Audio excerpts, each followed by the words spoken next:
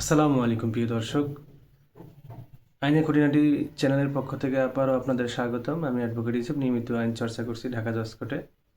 প্রিয় দর্শক, নামজারি আবেদন চালু হয়েছে।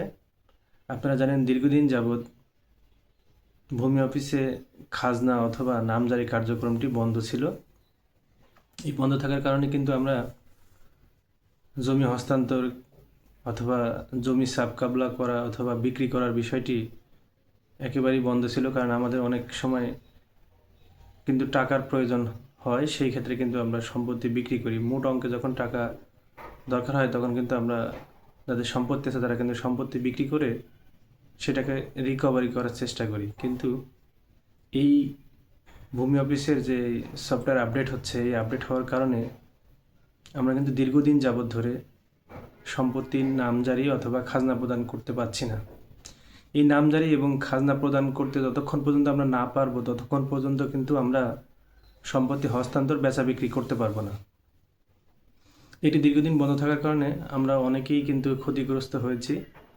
প্রিয় দর্শক, এই নামজারি কার্যক্রম অথবা সফটওয়্যার আপডেটের এই কার্যক্রমটি বন্ধ থাকার কারণে কিন্তু আমরা কেউ নামজারি অথবা খাজনা প্রদান করতে পারি না।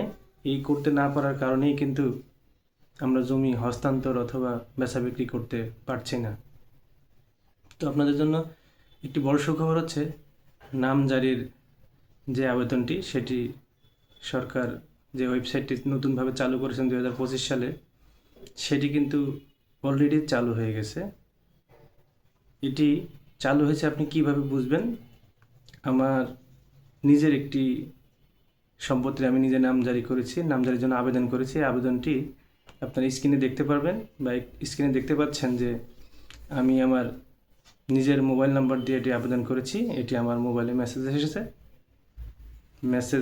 এই মেসেজ প্রেক্ষিতে কিন্তু আপনাদেরকে স্ক্রিনে দেখানো হচ্ছে।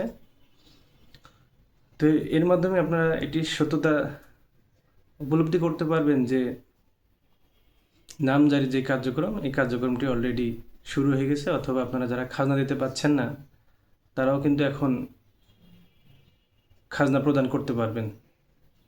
প্রিয় দর্শক, আপনাদের যাদের আবেদন করার জন্য এখনও অপেক্ষা করতেছেন অথবা খাজনা দেওয়ার জন্য এখনও অপেক্ষা করতেছেন, তারা খুব দ্রুতই খাজনা দেওয়ার জন্য আবেদন করতে পারেন অথবা নামজারির জন্য অনলাইনে আবেদন করতে পারেন। এই নামজারির জন্য অনলাইনে আবেদন করার জন্য আপনাদের কি কি কাগজপত্র প্রয়োজন হবে? প্রথমত আপনাদের একটি এনআইডি কার্ড প্রয়োজন হবে।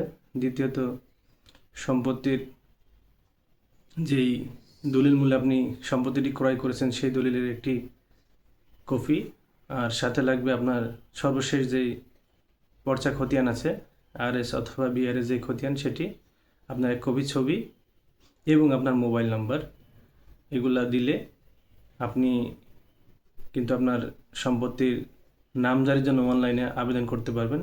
এই আবেদন কিন্তু সরকার এখন গ্রহণ করতেছে।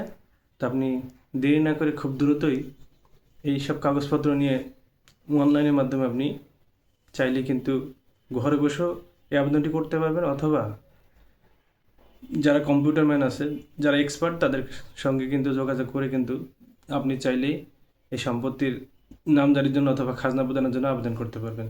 তো প্রিয় দর্শক, আমার এই ভিডিওটি ভালো লেগে থাকলে অবশ্যই সাবস্ক্রাইব করে পাশে থাকার জন্য বেল আইকনটি চালু করে দিবেন। আইন জানবেন, আইন মানবেন এবং অন্যকে মানার জন্য উৎসাহিত করবেন। আসসালামু আলাইকুম।